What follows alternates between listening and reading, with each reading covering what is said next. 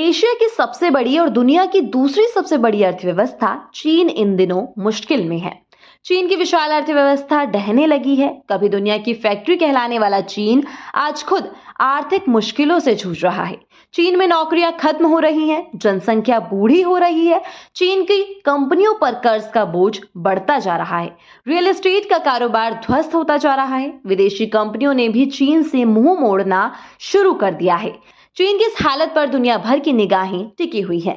भले ही चीन अपने पत्ते ना खोल रहा हो, लेकिन इसकी बिगड़ती हालत किसी से छिपी नहीं है। मंदी की ओर बढ़ रही चीन में रियल एस्टेट, प्रॉपर्टी और एजुकेशन सेक्टर सब धड़ाम हो गए हैं। Unemployment rate all time high है। चीन की करेंसी अब तक के निचले स्तर पर पहुंच गई है। ग्लोबल एक्सपर्ट्स के मुताबिक अगर मंदी पूरी तरह छा गई तो फिर चीन को उभरने में कई सालों का समय लग सकता है।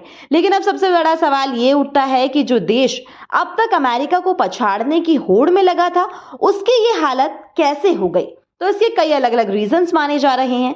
तो सबसे पहले तो चीन के इस हालत के जिम्मेदार खुद चीनी सरकार है।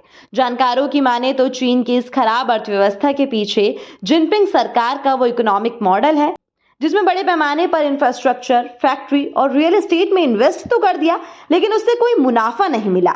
चीन की रियल एस्टेट कंपनियों ने भारी भरकम कर्ज लेकर इन्वेस्टमेंट किया, लेकिन प्रोजेक्ट नहीं बिकने के कारण अब वो भारी कर्ज के बोझ तले दब गए हैं।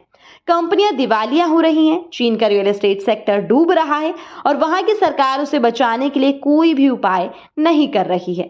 वहीं चीन ने दुनिया भर में जो इन्वेस्टमेंट किया, वहां से भी उसे अच्छे रिटर्न नहीं मिल रहे हैं।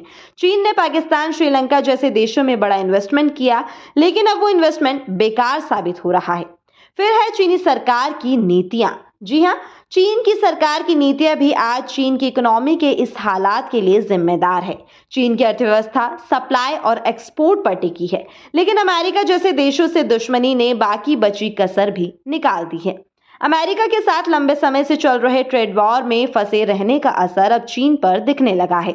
अमेरिका की अगुवाई में दुनिया की बड़ी कंपनियां चीन से अपना बोरिया बिस्तरा समेट रही हैं, जिसके चलते चीन में इन्वेस्टमेंट और एक्सपोर्ट में कमी आई है। अगर चीन और अमेरिका की इकोनॉमी की तुलना करें तो इस साल 2023 की दूसरी तिमाही में चीनी इकोनॉमी 3.2% सालाना दर से बढ़ी, तो वहीं अमेरिकी इकोनॉमी की विकास दर 6% रहने का अनुमान है।